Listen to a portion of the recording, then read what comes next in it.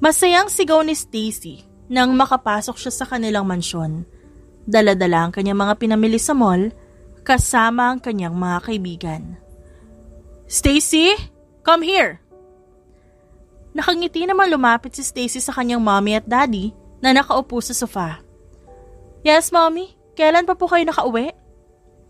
"At kailan ka pa natutong maging gastador, Stacy?" Galit na tanong ng kanyang daddy. "Look at your shopping bags. Ang dami na naman. Hindi ba kahapon kagagaling mo lang ng mall kasama yung mga kaibigan mong walang ginawa kundi ang gumastos ng gumastos?" Dagdag nito. "But dad, Stacy, tama ang daddy mo. Masyado ka na nagpapakasaya. Ni hindi mo man lang iniisip ang perang ginagastos mo, pinaghihirapan namin ng daddy mo." Singit ng kanyang mommy. "Mom, we have lots of money. Ang dami nga nating business around the country." Pagdadahilan ni Stacy. "I swear, hindi mauubos ang pera natin." Nakangiti pa nitong dagdag.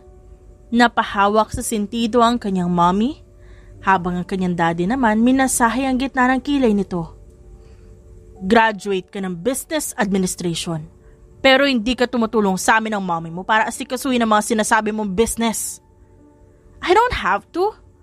Marami namang pumapasok na income sa atin. Marami rin tayong business partners. And besides, kaya nyo na yan, mommy and daddy." Sagot ni Stacy sa dalawa. Nakangiti pa siya at hindi man lang nakakaramdam sa galit na nararamdaman ng kanyang mga magulang. "See?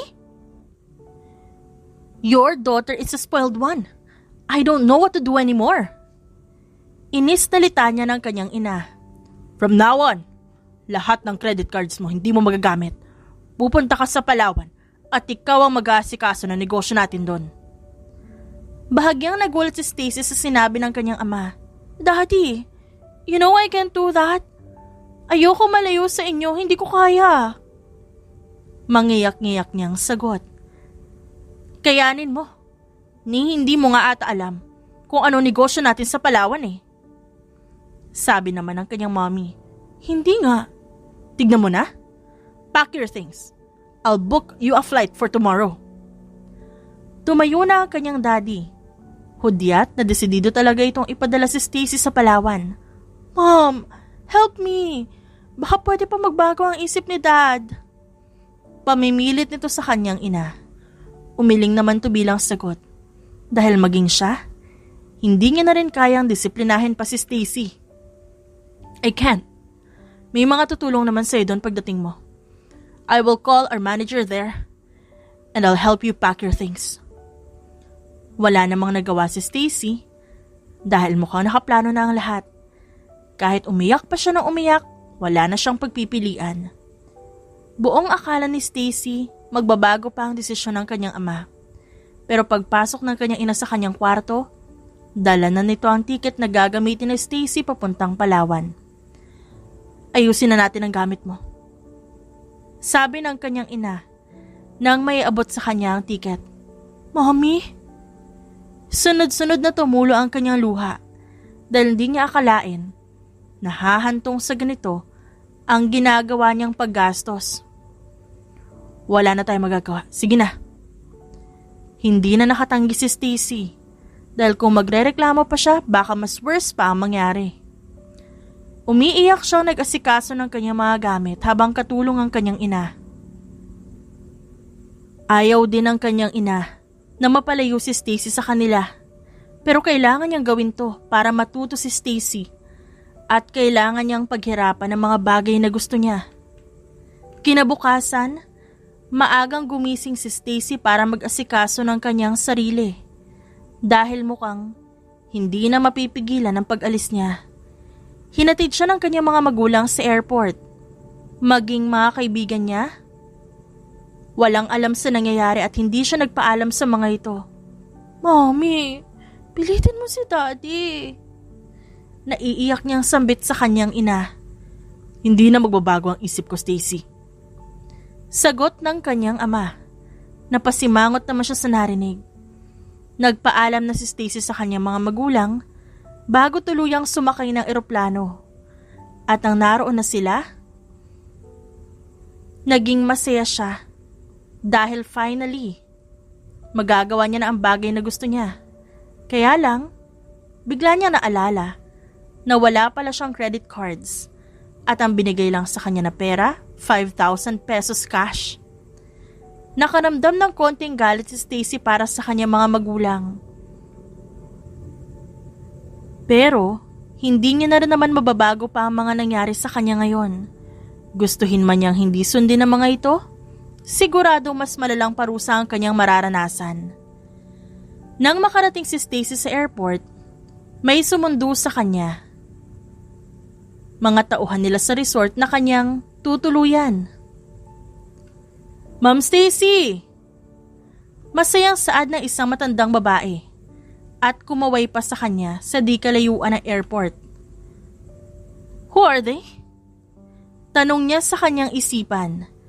Kahit pa nagtataka siya kung sino sila, nilapitan niya pa rin ang mga ito. Ma'am Stacy, kamusta po ang biyahe?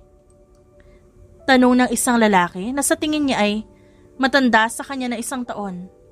I'm tired. Kayo po ba si Manang Helen? Tanong niya sa matandang babae. Ako nga. Mabuti naman. At kilala mo pa ako. Napataas ang kilay ni Stacy dahil sa sinabi ng matanda. My father told me that Manang Helen would be guiding me on the resort. Kayo daw po ang namamahala doon? Sagot naman ni Stacy. Akala ko natatandaan mo ko eh. Malungkot na sagot ni Manang Helen. O siya, tara na sa van na nakahanda at malayo pang ibabiyahe natin. Ma'am Stacy, Carl nga po pala. Isa sa mga staff ng resort nyo. Ako na po magdadala ng maleta nyo. Ibinigay naman ni Stacy ang kanyang maleta kay Carl. Pilit niyang nginitian ang binata bago siya naglakad kasunod ni Manang Helen. Ibang-iba ang atmosfera na nararamdaman ni Stacy sa Palawan kesa sa Manila na kanyang kinalakihan. Ma'am Stacy, medyo marami pong tao sa resort kasi vacation month. So expect niyo po na medyo hindi namin kayo matututukan. Pero tutulungan ko naman po kayo kagaya ng bili ng daddy niyo sa amin. Pwede po bang sa kanyo na i-explain? Kapag nandun na tayo, I just want to rest. Pagod na sabi ni Stacy. Okay po ma'am. Sagot naman ng matanda. Hindi mapakali si Stacy sa kanyang kinauupuan na van. Dahil hindi siya sanay sa ganon. Kaagad niyang namiss ang kanyang kotse sa Manila. Iniisip niya na sana dinala niya ito sa Palawan. Kaya lang, bigla niya ring naisip na hindi papayag ang kanyang ama. I'm not comfortable with this car. Malayo pa po ba tayo? Maarting sambit ni Stacy. Sasakay pa po tayo ng bangka, ma'am. Bago po tayo makarating sa resort niyo eh. Sagot naman ni Carl na nagdadrive ng van. What? A boat? Gulat na tanong ni Stacy. Hindi niya inakala na malayo pa pala ang kanilang pupuntahan. Akala niya, kapag nakasakay na sila ng sasakyan, diretso na ito papunta sa kanilang resort. Wala naman siya nagawa, kundi magpahinga muna kahit saglit lang. Habang natutulog siya sa biyahe, hindi maiwasang mag-usap ni Manang Helen at Carl tungkol sa dalaga. Tama nga ang kanyang daddy. Maarte nga siya at mukhang maldita lola. Natatawang saad ni Carl kay Manang Helen. Noong bata siya, hindi naman siya ganyan. Naglalaro pa nga yan sa buhanginan, kayong dalawa. Natatawa ring sagot ni Manang Helen habang inaalala ang mga nangyari ng mga bata pa sila Stacy at Carl. Oo nga lola, naalala ko pa yun. Pero ibang-iba yung Stacy dati sa Stacy ngayon. Hindi natin masisisi ang panahon dahil sa Maynila siya lumaki at mukhang hindi na rin na tayo naaalala.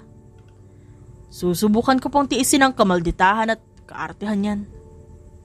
Natatawang sabi ni Carl, huwag ka na maingay, baka magising pa yan, yari tayo. Nanahimik ang dalawa, habang pinagmamasdan naman ni Manang Helen si Stacy na mahimbing na natutulog sa sobrang pagod sa biyahe. Hindi niya inakala na muli niyang masisilayan ng dalaga. Oh my gosh! Gulat na sambit ni Stacy nang makita ang bangka na sasakyan nila. Nauna nang sumakay doon si Carl. Dala ang kanyang maleta. Hey Carl! Be careful with my things. It's so expensive. Natatawa na lang si Carl dahil sa mga sinasabi ng kanyang amo. Tara na iha, hinihintay na tayo ng mga trabahador sa resort. May inihanda kami munting salo-salo sa pagdating mo. Sambit naman ni Manang Helen at inaalalayan na si Stacy para makaakyat ng bangka. I don't know how to get in there.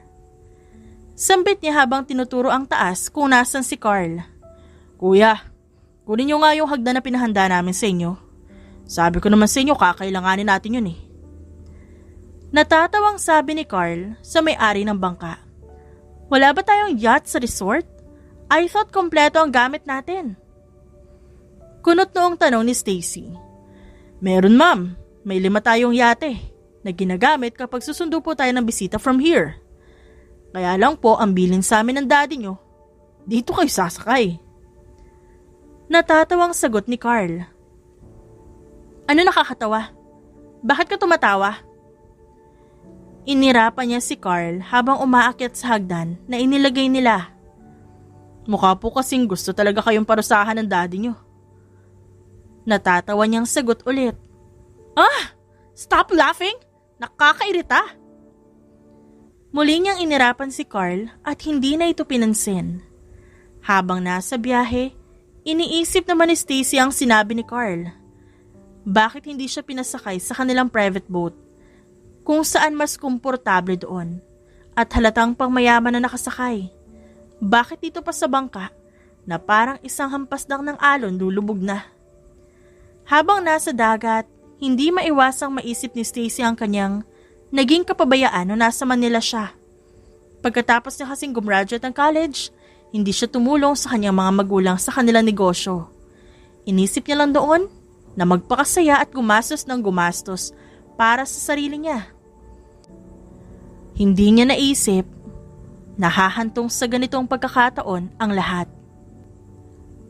Habang nasa biyahe sila, dinadama niya ang bawat hampas ng hangin sa kanyang balat. Hindi pa man sila nakakababa ng mismong resort, natatanaw na ni Stacy sa di kalayuan ng kanilang pagmamay-ari. Manghang-mangha siya sa taglay nitong ganda. Entrance pa lang para na siyang hinihila papunta sa dagat. Is this our resort? Nakangiting tanong niya. Yes, Ma'am Stacy. Ang buong isla na to ay sa inyo. Actually, ang sabi ng daddy mo, sa'yo nakapangalan ng isla. Maging ang mismo resort. Sagot ni Manang Helen kay Stacy. Really? I didn't know about that. Di mo ba naaalala? Dito ka sa resort nag-celebrate ng 5th birthday mo nun. And your father's gift is this resort and island. Singit naman ni Carl sa usapan. 5th birthday? I didn't remember. Hayaan mo na yan si Carl kung ano-ano sinasabi. Sambit naman ni Manang Helen.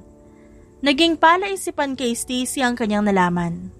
Tinatanong niya ang kanyang sarili kung bakit hindi niya maalala ang mga yon. Pero isinantabi niya muna nang makarating na sila sa mismong isla. Inalalaya naman siya ni Carl pababa ng buhanginan. Wala ba kayong slippers? Heels kasi ang dala ko baka lumubog sa buhangin. Maarte niyang tanong kay Carl at hindi pa bumaba sa buhanginan.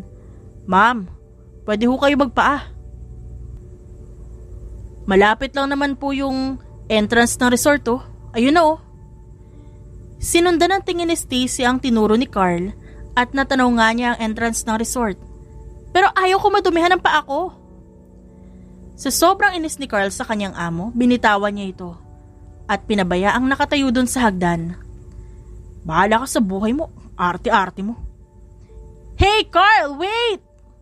Sigaw ni Stacy pero hindi na siya pinansin ng binata. Patuloy lang siya naglalakad papunta sa entrance ng resort. Oh my gosh! I don't wanna get wet! Oh my God! Pilit na umapak si Stacy sa buhanginan, kahit pa ayaw na ayaw niyang madumihan. Sa kabilang banda, inis naman si Carl sa inaasal ng kanyang amo. Hindi niya inaasahan na ganun ito kaarte at kasuplada. Base kasi sa kwento sa kanila ni Manang Helen, mabait to. Sa lahat ng mga sinabi sa kanila ni Manang Helen, isa lang ang tumama, ang pagiging maganda nito. Nasaan si Ma'am Stacy? Tanong sa kanya ni Manang Helen sa counter ng resort. Nandun po sa baba, iniwan ko. Napaka-arte lola, ayaw madumihan ng kanyang paa. Di na lang magpasalamat sa pagtulong natin sa kanya, nakakainis. Ay nakong bata ka, puntahan mo yun doon at baka mapano, bilisan mo. Wala namang nagawa si Carl kundi balikan ng dalaga. Kinuha niya na rin ang kanyang bota na ginagamit kapag bumababa siya ng putikan at dinala yon sa dalaga. Nang makabalik siya, nakita niyang nakababa na ito sa buhanginan. Pero halatang diring-diri at napilitan lang. Ma'am Stacy, ito lang po nakita ko sa resort. Ibinaba niya ang dalawang bota na magkapare sa harapan ni Stacy. Ba't kanya na itsura niyan? Ang dumi! Gusto nang magmura ni Carl dahil sa kaartehan nito. Ma'am, magpaapo kayo o kaya isuot niya yung heels niyo. Nakakaistorbo po kayo sa mga taong may trabaho pa. This is also your work? Ha? Magpapaan na lang ako. Naunang maglakad si Stacy kahit na diring-diri siya dahil puro buhangin na ang kanyang paa. Si Carl naman, inambahan siya sa likod dahil sa sobrang inis. Hindi na alam ni Carl kung hanggang kailan niya matitiis ang ugali nito. Pero pinangako niya sa kanyang sarili na ito na ang huling beses na ma-e-encounter niya ang dalaga dahil hindi niya na alam ang gagawin kapag naulit pa ito. Nang makarating si Stacy sa lobby ng resort, sumalubong sa kanya ang ilang trabahador sa kanilang resort. Lahat naka-uniform ng kulay brown na may logo ng kanilang resort. Welcome back po, Ma'am Stacy. Sabay-sabay na bati sa kanya ng mga ito na nagbigay saya sa kanyang puso. May mga dala pa silang confetti at mga banners. Hindi niya akalain na ganito ang sasalubong sa kanya sa resort. Oh, thank you everyone! Naiiyak niyang sagot. Agad naman sila nagpakilala isa-isa kay Stacy. Habang si Carl naman nakatingin lang. Kagaya ng sabi ni Manang Helen, maraming ang tao sa resort dahil nagbabakasyon. Ang ilan nagstay in sa resort, ang iba naman uwian. Sulit naman ang ibabayad ng mga bisita dahil sobrang ganda ng resort na ito. At pakiramdam ni Stacy, hindi tinitipid ang mga pagkain na binibigay sa mga customers nila. Ma'am Stacy, ito po yung magiging kwarto nyo. Sabi po ni Manang Helen, mamaya na lang kayo kakausapin kapag nakapagpahinga na kayo. Kapag naman po nagugutom kayo, punta lang po kayo sa resort. Libre po ang pagkain nyo doon. Nakangiting sabi ng isang babaeng staff sa kanya. Of course, this is our resort. At wala akong dalang pera maliban sa 5,000 na binigay sa akin ng daddy ko. Sagot naman niya. Natawa na lang ng bahagya ang staff bago nagpaalam. Pumasok si Stacy sa kanyang magiging kwarto. Hindi yun maliit dahil ang kama ay master bedroom. Meron ding closet at mini table. May sarili ding CR at bathtub. Kaya hindi siya mahihirapan. Habang nagpapahinga si Stacy sa kanyang kwarto, hindi maiwasang pag-usapan ng ibang staff si Stacy. Lahat ng iyon naririnig ni Carl. Pinupuri nila kung gaano kaganda si Stacy. Pero, kagaya ng naranasan ni Carl, medyo maldita para sa kanila si Stacy. Hindi maiwasan isipin ni Carl na ang babaeng matagal niya nang gustong makita ay ang babae na ngayon hindi niya inaasahan na makita ang tunay na ugali. Balita ko nga, nandito siya kasi gusto siyang parusahan ng daddy niya eh. Bulong ng isa sa mga staff na nasa kusina. Pwede ba? Huwag na kayo maingay. Baka marinig tayo noon, mawalan pa tayo ng trabaho. Bulong pa ng isa. Ikaw, Carl. Kumusta naman yung trato niya sa'yo kanina? Pakiramdam ko natarayan ka niya, no? Pang-aasar ng isa nilang chef. Manahimik na nga kayo, marami pang lulutuin. Ang daming customer, oh. Sagot naman ni Carl. Hindi na umimik ang kanyang mga kasama at nagpatuloy na lang sa kani-kanilang ginagawa. Nang sumapit ang gabi, nakaramdam si Stacy ng gutom. Kaya mabilis siyang nag-asikaso at dumiretso sa kanilang restaurant sa baba. Nasa second floor kasi siya ng main building, kung saan tinatanggap ang mga bisita at kung saan naroon ang restaurant. Tanging si Manang Helen at ang kanyang apo lang ang namamalagi doon sa main building dahil for owner and manager lang ang pwede doon. Manang, anong pwedeng kainin dyan? Tanong ni Stacy sa counter kung nasan si Manang Helen. Binigyan naman ni Manang Helen ng menu si Stacy para doon pumili. Kapag nakapili ka na ng gusto mong kainin, tawagin mo lang si Carl para siya na yung maghanda ng pagkain mo. Tumango na lang si Stacy habang nakatingin pa rin sa menu. Habang tinitignan niya ang mga pagkain nandoon, wala siyang mapili ng gusto niyang kainin. Ang gusto niya kasing kainin, lobster thermidor. Pero wala yon sa menu kahit seafoods yun. Manang, pwede ba mag-request ng pagkain? Oo naman, ano bang gusto mong kainin? Lobster thermidor po. Magalang niyang sagot at tipid ng umiti. Nako. Mahirap ata yung lutuin ah. Awkward na ngumiti si Stacy dahil sa sinabi ni Manang Helen. Subukan mong sabihin sa apo ko kung pwede kanya lutuan ng lobster. Masayang tumango si Stacy bago pumunta sa kusina. Where's Manang Helen sa po? I want him to cook lobster thermidor for me. Bungad kaagad ni Stacy sa kusina na makapasok siya. Lahat ng tao doon napahinto sa ginagawa at nakafocus sa kanyang atensyon. Si Carl naman napanganga. Nang makaalis si Stacy sa kusina, masaya siyang pumunta sa table doon at naghintay. Habang mga tao, nakatingin lang kay Carl. Carl, ano na? Lutuan mo na si ma'am ng lobster. Saan ako kukuha ng lobster? Wala tayo nun dito. Tsaka hindi madali lutuin yung gusto niya. Mahal nun. Patay tayo dyan. Hindi alam ni Carl kung anong gagawin niya dahil wala silang stock ng lobster.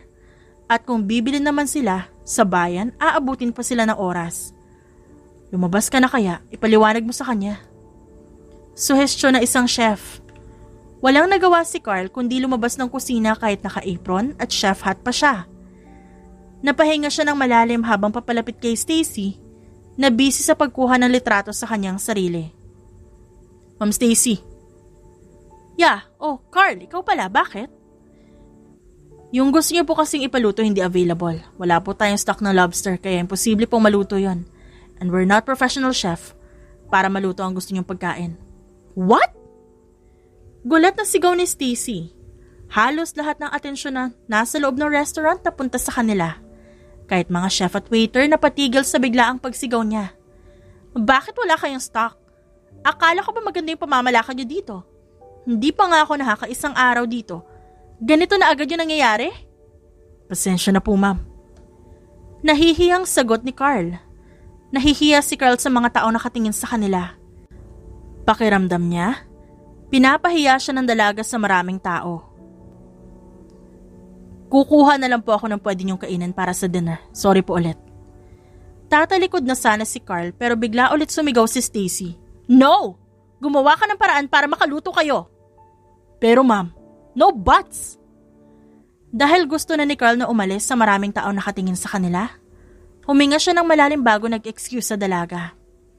That's the first time na mangyari yun sa kanya. Buong buhay niya nagsisilbi sa kanilang resort, pero si Stacy lang ang nanigaw sa kanya nun. Hayaan mo na. Gawa na lang tayo paraan para maluto yung gusto niya. Paano nga yun maluluto kung walang lobster? Paano na yan? Sigurado magagalit si Ma'am Stacy. Hindi na alam ni Carl ang gagawin niya.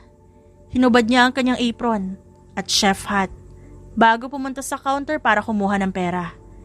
Hindi niya pinansin ang kasamahan niya na tumatawag sa kanya. Desidido na siyang pumunta sa bayan para bumili ng lobster. Alam niya kung paano yung lutuin pero wala lang silang rekado para doon. Habang si Stacy naman busy sa pag-iikot sa kanilang resort, inis na inis siya dahil wala siyang makitang signal sa buong isla. Kaya naglakad-lakad na lang siya sa tabing dagat dahil hindi rin naman mainit. Palubog na ang araw at ang ganda ng sinag nito at tumatama sa dagat na mas lalong nagpaganda roon. Habang kinukunan niya ito ng litrato, ay nakaramdam siya na parang nakarating na siya dito noon. It feels familiar. Bulong niya sa kanyang sarili. Habang naglalakad siya sa buhanginan, bahagyan ng binabasa ang kanyang paa sa tubig dagat. Malamig yon, kaya nag-enjoy siya sa kanyang ginagawa. Habang si Carl naman, nagmamadaling mamili ng kakailanganin niya sa pagluluto ng hinihiling ng kanyang amo. Hindi niya man lang ininda ang layo ng kanyang binyahe para lang makakuha ng sangkap. Hindi na namalayan ni Carl na malapit ng dumilim. Kaya halos dinner na makabalik siya ng resort. Nakabili ka ba? Tarantang tanong ni Manang Helen. Yes po, Lola. Nasaan po ba siya? Di ba siya galit? Hindi ko alam. Kanina nakita ko siya doon sa tabing dagat. Hayaan mo muna yon. Bilisan mo na at tutuin mo na yan. Baka bumalik na yun maya-maya. Tumango lamang si Carl sa kanyang lola. Kaagad naman nilang sinimulan ang pagluluto. Habang si Stacy naman pabalik na ng restaurant dahil gutom na talaga siya. Agad niyang hinanap ang pinapaluto niya. Ma'am, sandali lang po. Kararating lang po kasi ng sangkap na gagamitin eh. What? Ngayon niyo palang lulutuin? Pasensya na po, ma'am. Niluluto na rin naman po. God! I can't believe this. Please, be faster. Dahil sa hiya ng waiter, nagpaalam na ito kay Stacy. Halos maiyak na ito nang bumalik sa counter dahil sa ginawa ng dalaga. Nakita naman to ni Carl kaya inis na inis siyang lumabas ng kusina at iniwan ang ginagawa. Ma'am Stacy. Tumayo si Stacy at inis na humarap kay Carl. What? Ikaw na naman? Hindi niyo ba talaga magawa ng maayos ang trabaho niyo? Dahil sa sobrang galit na nararamdaman ni Carl, walang pag-aalinlangan niyang hinawakan si Stacy at hinila sa tabing dagat kung saan walang tao ang makakarinig sa kanila. Lahat ng tauhan sa loob ng restaurant, maging si Manang Helen, nagulat sa mga nangyari. Hindi niya rin mapigilan ang kanyang apo dahil alam niyang ayaw na ayaw ng binata na binabastos ng ibang tao.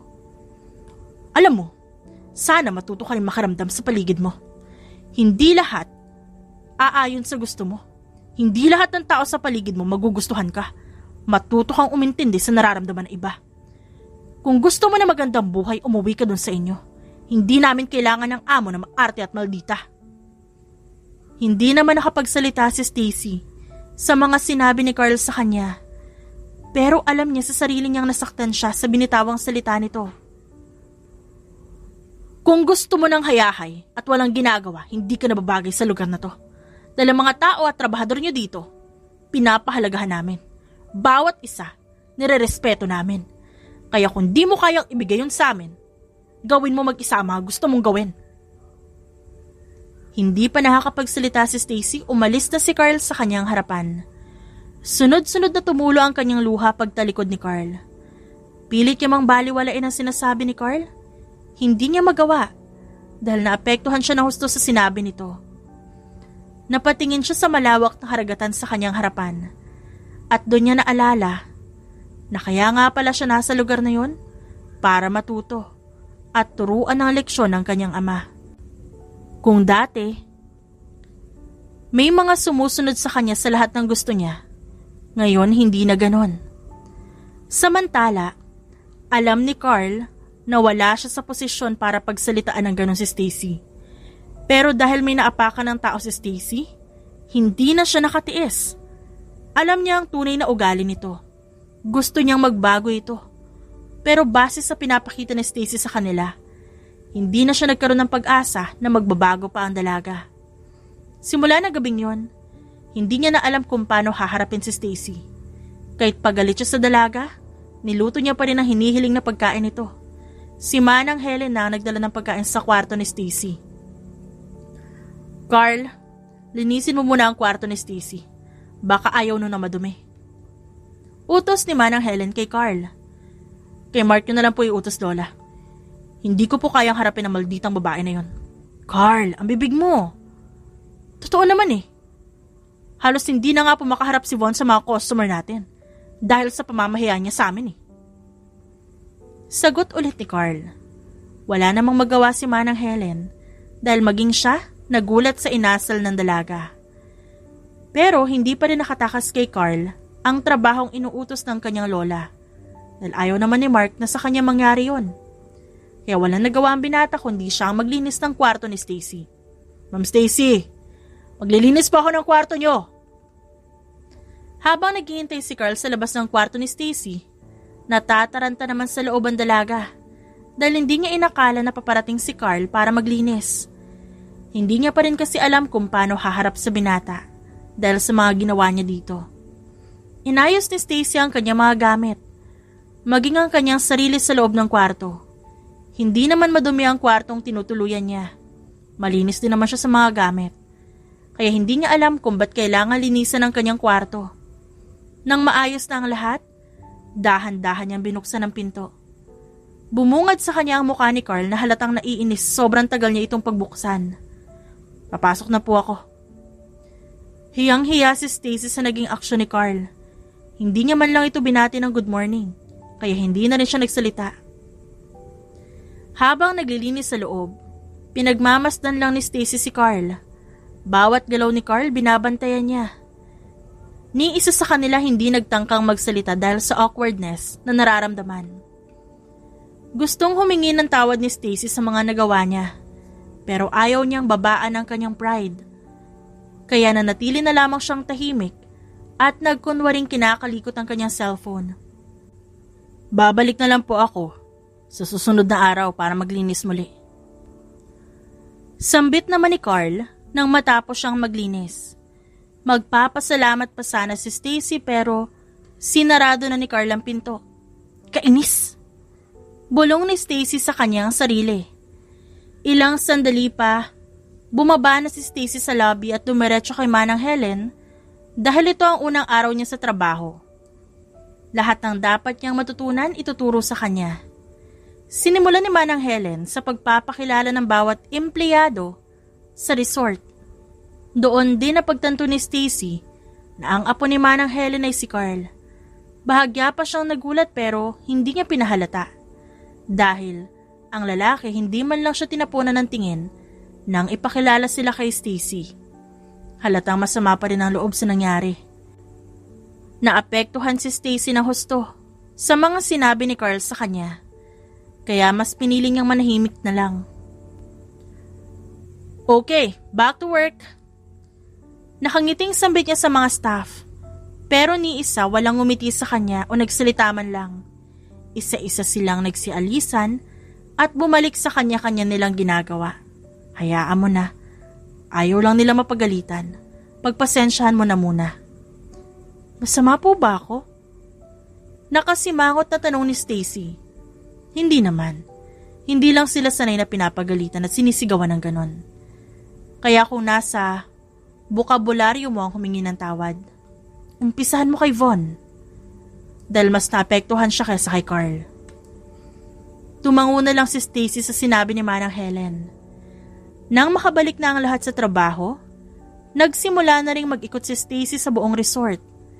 Nahihirapan pa siya dahil wala man lang siyang matanungan ng dapat niyang itanong dahil wala siyang kasama. Marami rin silang bisita. Doon niya rin nalaman na may pool pala sa gitna ng resort kung saan pwedeng maligo kung ayaw sa dagat. Tuwang-tuwa naman si Stacy sa mga batang nakita niya na naglalaro sa playground sa hindi kalayuan. Muling naglakad-lakad si Stacy hanggang sa mapunta siya sa pinakadulo ng isla kung saan halos wala ng taong pumupunta. Naririnig niya sa di kalayuan ang malakas na paghampas ng alon sa batuhan. Huwag mo nang subukang pumunta dyan, delikado. Halos mapatalon siya sa gulat dahil sa narinig na boses mula sa kanyang likuran. Nang lingunin niya yon, nakita niya si Carl na nakatayo. Kaagad naman siyang umiwas ng tingin. Nang bigla, makaramdam siya ng kaba. Hindi niya pinansin ang binata at nanatiling nakatayo habang nakamasid sa mga bato. Naglakad naman papalapit si Carl sa kanya at tinabihan siya. Pero hindi ito nagsalita, kaya napatingin si Stacy sa kanya. Kitang-kita niya ang mukha ni Carl, ang matangos nitong ilong, ang moreno nitong kulay, ang makapal na kilay, ang brown nitong mga mata, ay halos nagpaganda lang sa itsura nito. Doon niya napagtanto na magandang lalaki si Carl. Una na ako. Kinakabahang paalam ni Stacy. Hindi niya na hinintay ang sasabihin ng binata. Mabilis siyang tumalikod dahil hindi pa rin natatanggal ang kanyang kaba. Sa sobrang kaba ni Stacy, hindi niya napansin ang bato sa kanyang harapan. Kaya nawalan siya ng balanse. Hinihintay niya na bumagsak siya sa lupa sa katangahang ginawa niya.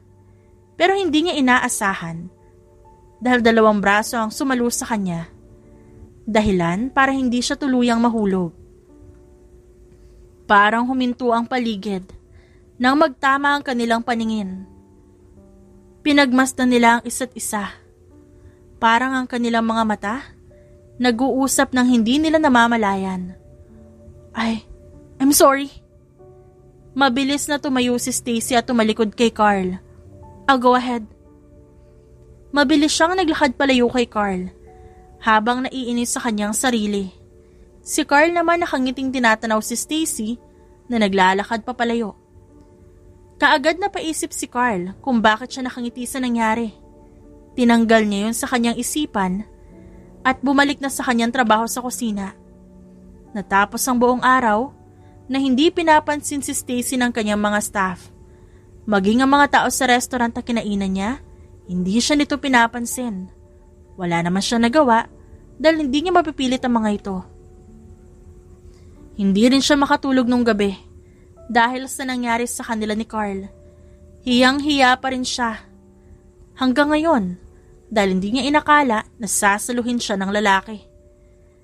Nakaisip naman ng paraan si Stacy para humingi ng tawad sa mga tauhan niya. Mabilis siyang pumunta sa kwarto ni Manang Helen at kumatok doon. Manang, pwede ko po bang gamitin ang kitchen ngayon? Ha? Magluluto ka? Nagugutom ka ba? Paglulutuan na lang kita. Hindi po ako nagugutom. Gusto ko sanang bumawi kay Von at Carl. Magbibake ko sana ako ng cake. Napangiti naman ang matanda sa sinabi niya. Oo naman, tutulungan kita. Sabay na silang bumaba ni Manang Helen sa kusina. Tinulungan din siya ni Manang Helen maghanda ng kanyang gagamitin.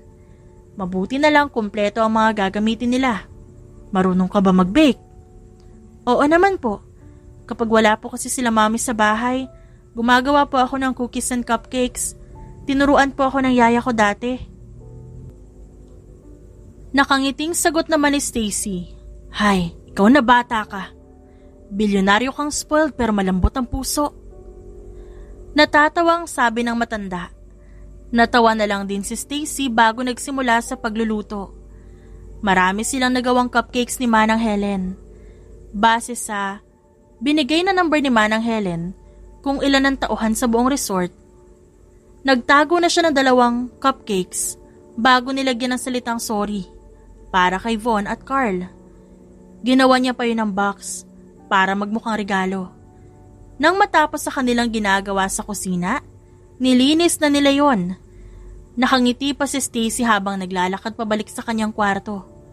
Umiikot kasi ang kanyang isipan sa kung paano niya kakausapin si Carl at si Von. Kinabukasan, maagang gumising si Stacy. Nauna pa siyang pumunta sa counter para siya ang unang sasalubong sa mga maagang papuntang bisita. Good morning! Masayang bati ni Stacy sa mga dumating na naka-assign sa counter. Good morning din po, Ma'am Stacy. Balik-bati naman ang mga ito kay Stacy. Maging si Manang Helen, nagulat nang makita ang dalaga na nakatayo sa loob. Hindi lang pinahalata ni Stacy na napapansin niya ang mga ito. Inayos niya rin ang files at mga documents na nandun sa counter. Kaya bahagyang nahiya ang ibang tauhan dahil sila dapat ang gumagawa nun. Iha? Baka, inubos na nila yung cupcake sa kusina. Natatawang sambit ni Manang Helen, kaya bigla na lamang nagulat si Stacy. at dali-daling pumasok sa restaurant at walang pasabi na dumiretso ng kusina. Uy, mukhang masarap ah. Natatakam na sabi ng isang waiter. Don't touch my cupcake please. Hingal na pigil sa kanila ni Stacy. Agad naman silang lumayo sa ref, kung saan nakalagay ang mga cupcakes na ginawa niya. Sorry po, hindi po namin papakialaman. Nasan si Von at Carl? Nahihiyang tanong ni Stacy sa kanila. Lahat naman sila nagkatinginan dahil hindi nila alam kung nasan ang dalawa. Bakit mo kami hinahanap? Halos mapatalon sa gulat si Stacy sa biglaang pagsasalita ni Carl sa kanyang likuran. Magkasamang nakatayo si Carl at Von doon. Hindi na nag-aksaya pa ng oras si Stacy. Mabilis siyang lumapit sa ref at kinuha ang cupcakes na ginawa niya para sa dalawa. I'm sorry for what I've done to you guys. Nahihiya niyang inabot ang 2 box kung saan nakalagay ang cupcakes. Nagkatingin na naman si Von at si Carl bago nila tinanggap ang 2 box. Unang binuksan ni Von ang kanya at napangiti siya sa nakita niya sa loob. Apology accepted, Ma'am Stacy. Nakangiting sabi ni Von at sumaludo pa ito. So, papansinin mo na ako? Really? Nakangiting tanong ng dalaga. Yes, ma'am. Nakangiti rin na sagot ni Von. Maging ang ibang tauhan na nakakita na pangiti rin sa kanilang nasaksihan. Yung natirang cupcake sa ref para sa inyong lahat ha, ginawa namin ni Mana kagabi. Isa-isa naman silang naghiyawan dahil sa narinig mula sa dalaga. Lahat naman sila ngayon nakatingin kay Carl habang binubuksan nito ang kanyang box. Maging si Stacy naghihintay kung anong sasabihin ni Carl. Nang tuluyan niyong mabuksan ni Carl, wala man lang itong reaksyon. Kaya napasimangot si Stacy. Bumalik na kayo sa trabaho niyo. Utos ni Carl. Isa-isa naman silang nagsialisan at bumalik sa kanilang ginagawa. Halos maiyak si Stacy sa ginawa ni Carl.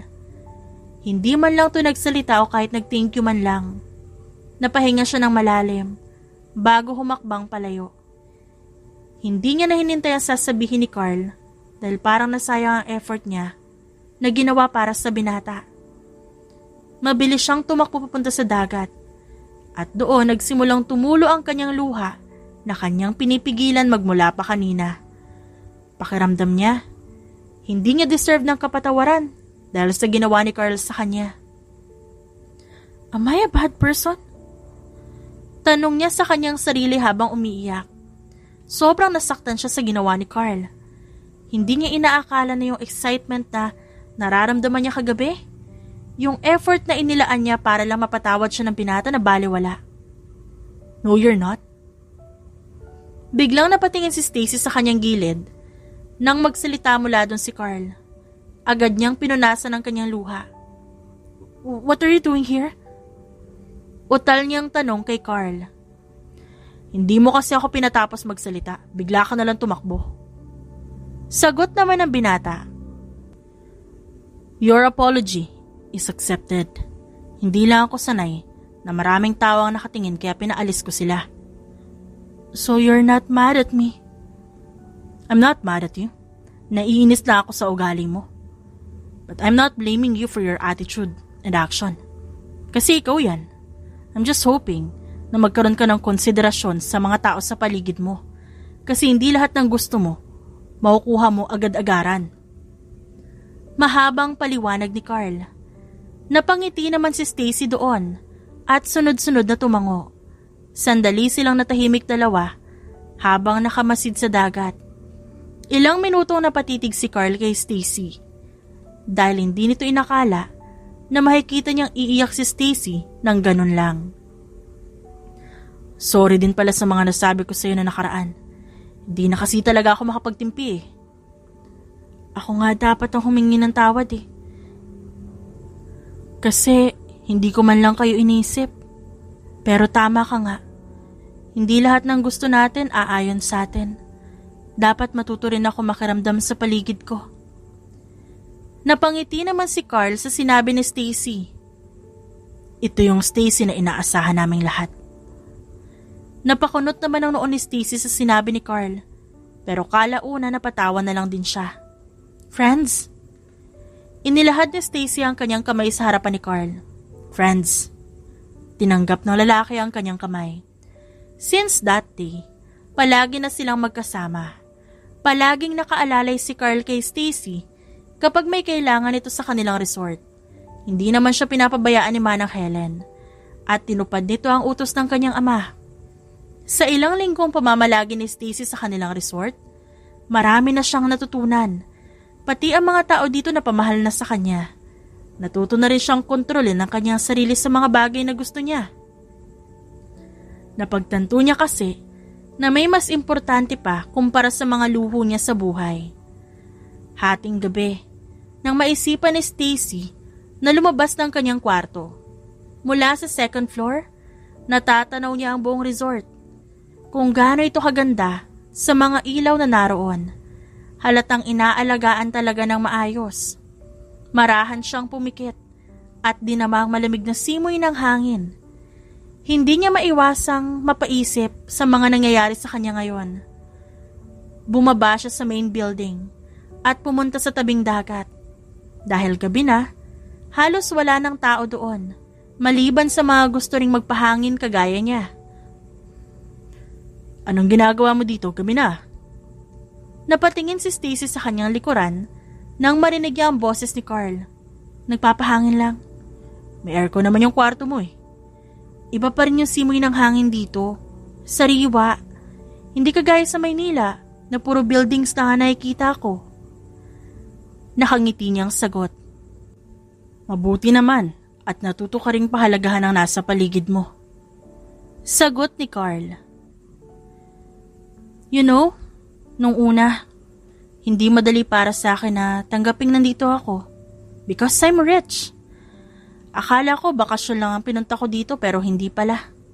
Ako ang mamamahala at mag-aasikaso ng lahat. Natatawang sambit niya.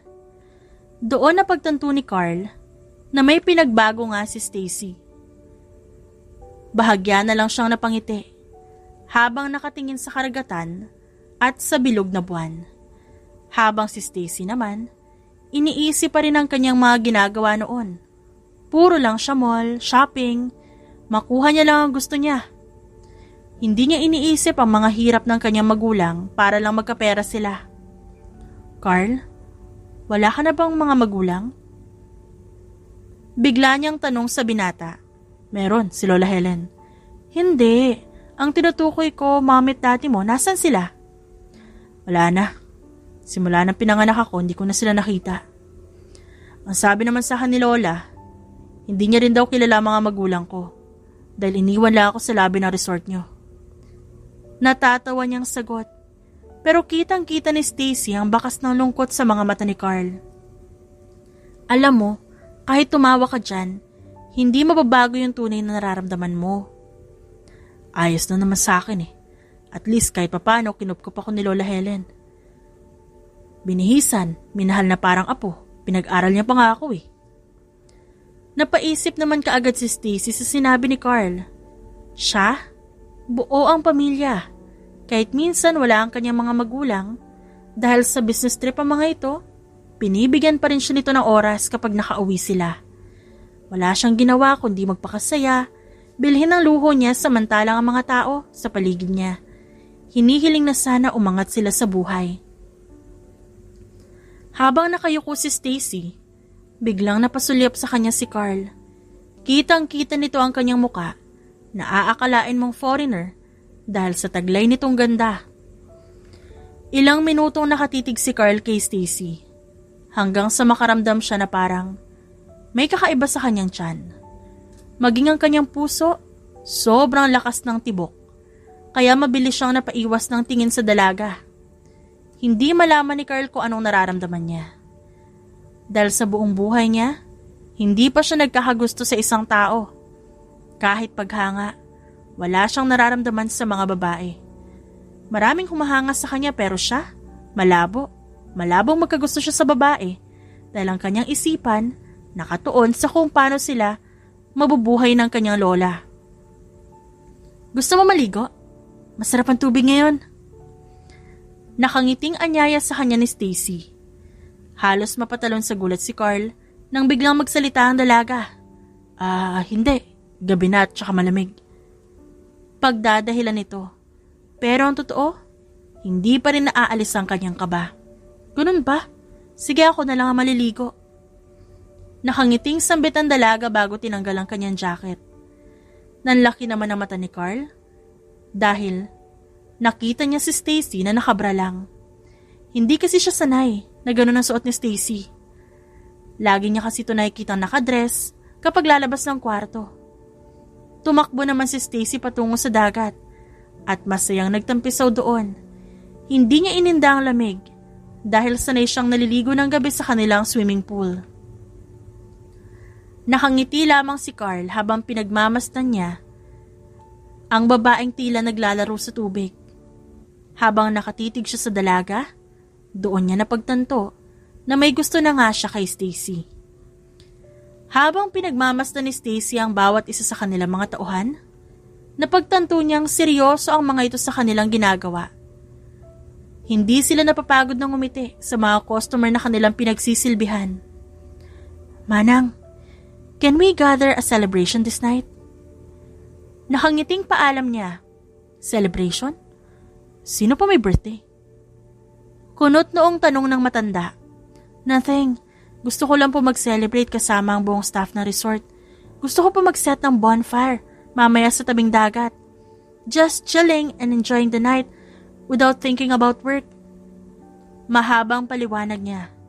Okay po ma'am, kung yan po ang gusto niyo. Sasabihin ko na lang kay Carl para ipakalat sa buong resort. Nang makarating ang balita sa lahat ng tauhan, natuwa naman sila at lahat ay excited. Nag-utos na rin si Stacy na bumili ng alak dahil gusto niyang uminom mamaya.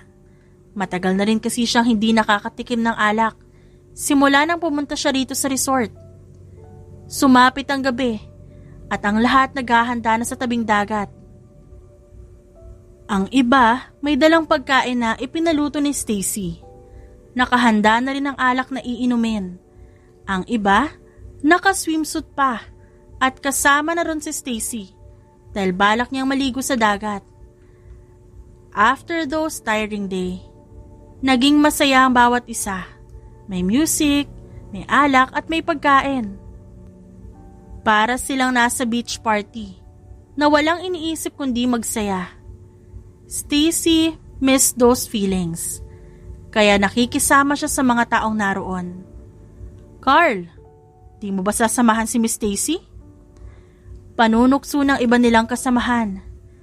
Kaagad nakaramdam ng pamumula si Stacy nang makitang walang damit pang itaas ang binata. Kitang-kita ni Stacy kung gaano katipuno ang lalaki. At halatang inaalagaan ang kanyang katawan.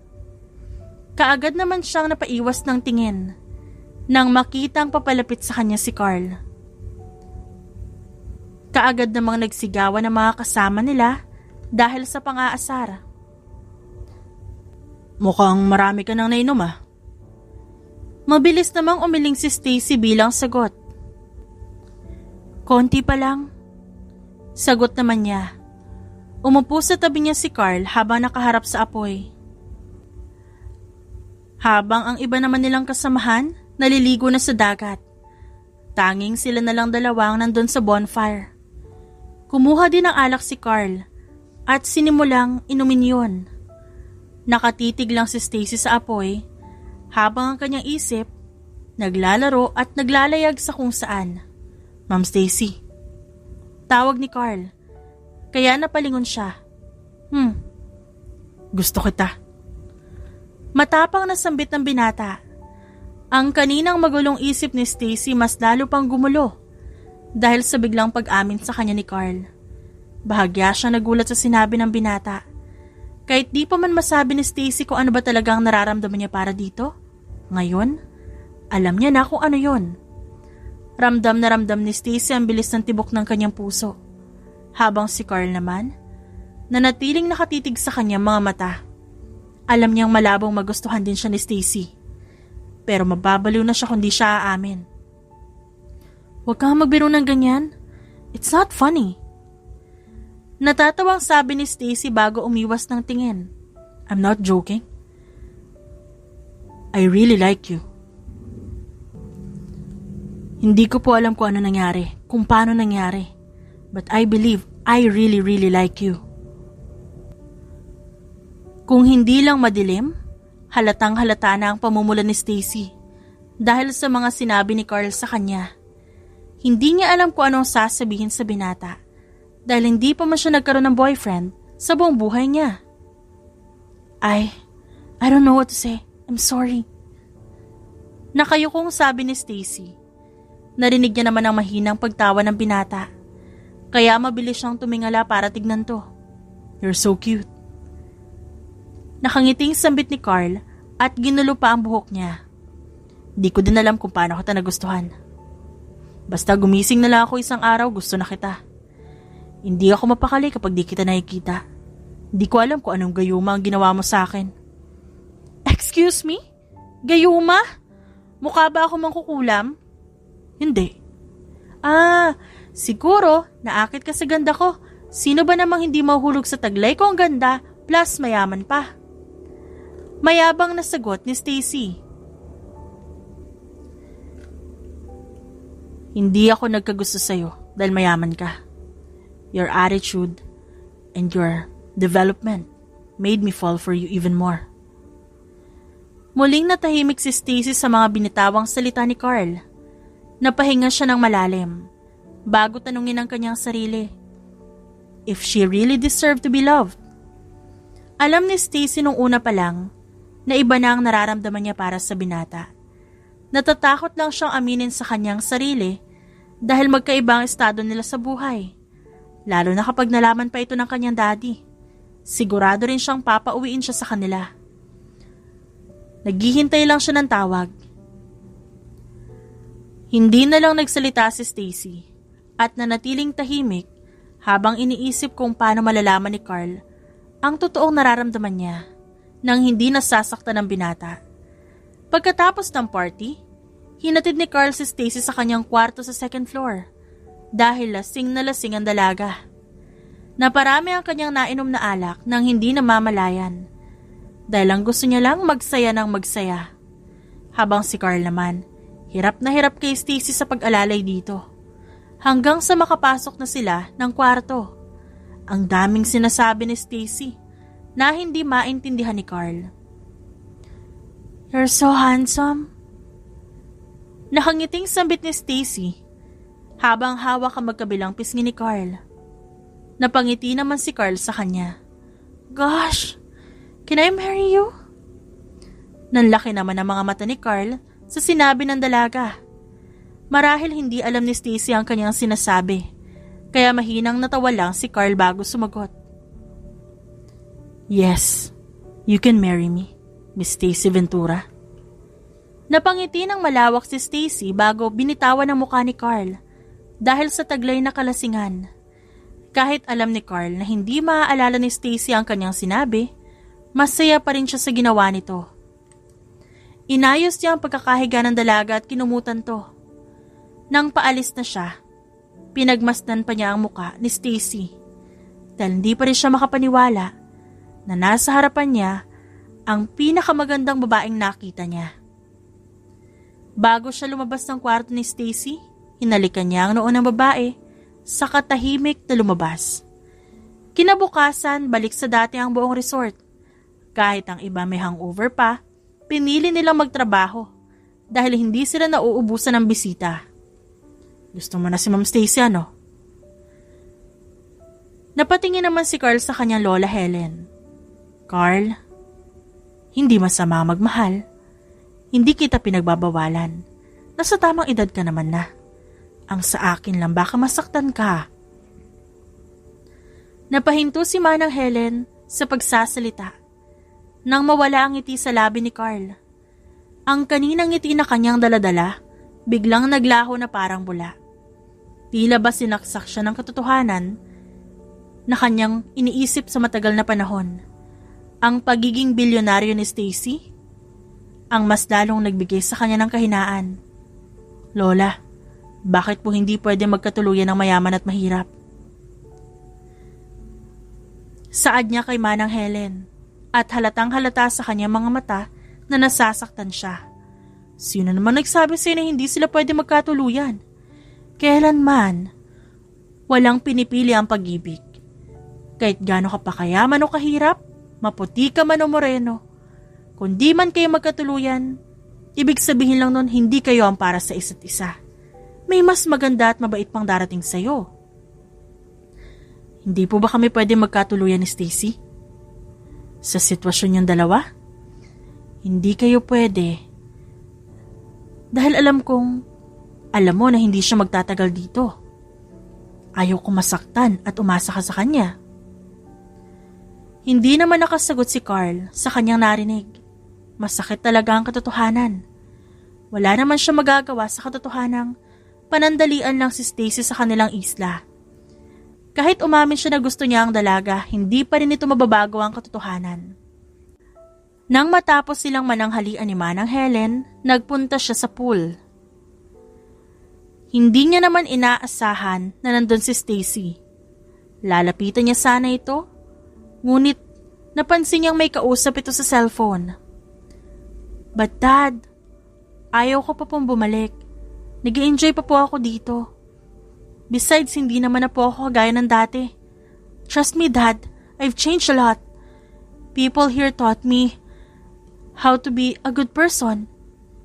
Tinatrato nila akong pamilya. Please, wag niyo po muna akong pauwiin.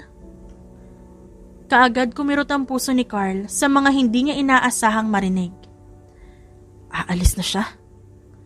Tanong niya sa kanyang isipan. Yes, Daddy, okay, see you soon. Hindi alam ni Carl ang kanyang gagawin. Kaya napagdesisyonan niya na lang na sulitin ang oras kasama ni Stacy sa isla. Akala ni Carl, makakasama niya pa na matagalang babae pero hindi na pala. Dahil, nang matanggap ni Stacy ang tawag ng kanyang ama, kinabukasan, umalis siya ng resort. Sobrang lungkot ng nararamdaman ni Carl sa biglaang pag-alis ni Stacy. Hindi niya man lang mapigilan ng dalaga dahil wala siyang karapatang gawin yon. Makalipas ang isang buwan, hindi pa rin mawala sa isip ni Stacy si Carl. Maging ang mga tao na kanyang naiwan sa isla hindi niya makalimutan. Kaya pumunta siya ng kwarto ng kanyang ina para kausapin to. Mommy, if I fell in love with some poor guy or just normal guy na hindi natin ka-level sa buhay, magagalit ka ba? Bakit? Na-in-love ka na ba? I guess. But I'm afraid to tell him my feelings kasi hindi pareho yung status namin sa buhay. Anak, kapag nagmahal ka ng tao, walang makakapigil doon. Kahit pa ang status niyo sa buhay, hindi mapipigilan ang pagmamahalan yung dalawa. I confess something. What is it? Your father and I are not in the same status.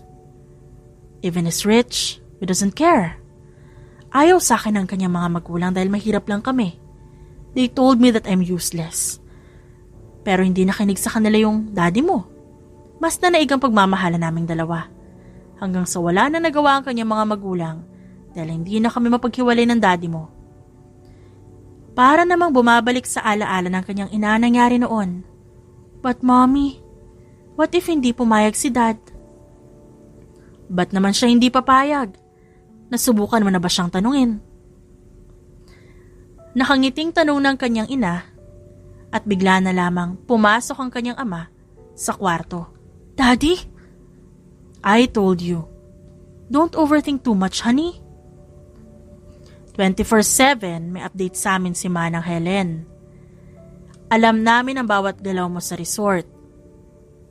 You can't hide from us, Stacy. Alam namin kung gaano ka kasaya doon. Alam namin kung sino yung lalaking tinutukoy mo. Carl is your childhood friend. Pumunta na tayo nun sa Palawan. Doon ka nag-celebrate ng 5th birthday mo. Kaya pala, ang familiar sa akin ng lugar.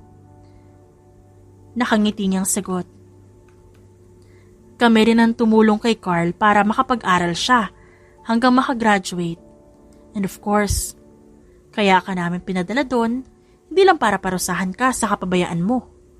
Pinapunta ka namin doon para matuto at makilala mo silang lahat nang naging parte na ng pagkatao mo. Because I'm from there. Nakangiting sagot ng kanyang mommy. So what are you waiting for? Pack your things and go to Palawan. Susunod kami ng mommy mo. Para namang nabuhayan ng loob si Stacy sa kanyang narinig. Ang puso niyang nangungulila noon, punong-puno ng excitement at saya ngayon. Dahil finally, maaamin niya na kay Carl na gusto niya na rin to. Pagkatapos niyang mag-book ng flight, agad siyang lumipad papuntang Palawan para isurpresa ang lahat doon. Kunwari isa siyang turista, kaya napasunod siya ng yate nang makarating siya doon. Gulat naman ang isa nilang tauhan na sumundo sa kanya mula sa bayan na makita siya. Hindi siya makapaniwala na muli niyang makikita ang amo nila kahit isang buwan pa lang itong wala sa isla. Kumpleto ba silang lahat sa resort? Nakangiting tanong ni Stacy. Sus ma'am, ang itanong niyo po kung nandun sa resort si Carl. Natatawang tukso naman sa kanya ng tauhan. Nandun po siya. Kaya lang, sa sobrang pagkamis sa'yo, inom ng inom kada gabi. Laging nandun sa tabing dagat, nakatingin sa malayo. Natatawang saad nito. Are you serious? Yes ma'am. Kahit tignan niyo pa po ngayon, nandun na naman yun eh, gabi na. Check mo mamaya. Natatawang sagot nito. Hindi naman nagsalita si Stacy dahil nabalot ng pag-aalala ang kanyang puso. Nag-overthink na siya bago pa man sila makarating sa resort. Nakangiti siya nang pumasok sa entrance. Nagsuot siya ng cap at hoodie para hindi siya makilala ng ibang staff dahil gusto niyang sorpresahin ang mga ito. Good evening ma'am, this way po. Nakangiti nilang bati kay Stacy. Narinig niyang nagbulungan ng mga ito sa weird niyang pananamit at suot. Habang tawa naman ng tawa yung lalaking sumundo sa kanya na may dala ng maleta niya. Naglakad si Stacy patungo sa lobby hanggang sa makarating sa counter kung nasan si Manang Helen. Good evening ma'am. Your room is... I want the room 5, second floor, from the main building. Mabilis na putol ni Stacy kay Manang Helen. Stacy, ikaw ba yan? Tinanggal niya ang suot na cap at bumungad sa kanilang lahat si Stacy. Lahat sila masayang masaya nang makita muli ang dalaga. Kaya lang bigla silang natahimik nang maalala si Carl na nasa tabing dagat na naman. Puntahan mo na. Nakangiting sambit ni Manang Helen. Nakangiti namang tumango si Stacy at mabilis na tumakbo patungong tabing dagat. Agad niyang hinanap si Carl. Nang makita niya ito nakaupo sa buhanginan, dahan-dahan siyang naglakad palapit dito. Hindi nagsasalita si Carl nang lumapit siya. Pero sunod-sunod ang ginawa nitong pag-inom sa bote ng alak. I miss you. Mahinang bulong ni Carl sa kawalan. Hindi niya man lang naramdaman na may papalapit sa kanya. Dahil ang kanyang utak, okupado na sa kung paano niya makikitang muli si Stacy. I miss you too. Nakangiti ring bulong ni Stacy mula sa kanyang likuran. Mabilis ang kanyang paglingon at nanlaki ang kanyang mga mata nang makita si Stacy na nakatayo. Agad siyang tumayo at sinigurado kung si Stacy nga ba ang nakikita niya o isa lang ilusyon. Is that really you? Tumango naman si Stacy kaya mabilis na lumapit si Carl sa kanya at niyakap siya ng mahigpit. Habang magkayakap silang dalawa, pakiramdam nila buo na sila. Hindi na mapapantayan ang sayang nararamdaman ng dalawa nang muli nilang yakapin ang isa't isa. I miss you so much. Bulong pa ni Carl na parang iiyak na. Bumitaw sa pagkakayakap si Stacy at hinawakan ng magkabilang pisngi ni Carl. Saka ito siniil ng halik. Doon na pagtanto ni Stacy na anumang status ng tao sa buhay, kapag umibig ka, walang pinipili. Maganda ka man o hindi, payat ka man o mataba, maputi ka man o maitim, mayaman ka man o mahirap, Kapag mahal mo ang isang tao, wala ka nang pakialam sa lahat. And love is everywhere. Pero, bihira ang makakita ng tunay na pagmamahalan sa mundong puno ng hindi totoong pagmamahal. At maswerte sina Carl at Stacy nang matagpuan nila ang isa't isa. Nang niyakap nila ang pag-ibig na ibinigay sa kanila. At di kalaunan, makalipas ang maraming taon ng kanilang pagmamahalan, ikinasal silang dalawa at bumuo na ng pamilya. Biniyayaan sila ng isang anak na lalaki na mahal ni Stacy at mahal na mahal din ni Carl. At doon sila namalagi sa isla. Doon na pinili ni Stacy na manirahan dahil doon ang buhay niya. Doon niya matatagpuan ang kapayapaan. Doon lahat ng mga mahal niya sa buhay. At hindi siya nagsisisi ni minsan na nagtungo siya sa lugar na ito. Dahil ito ang kanyang paraiso. The end.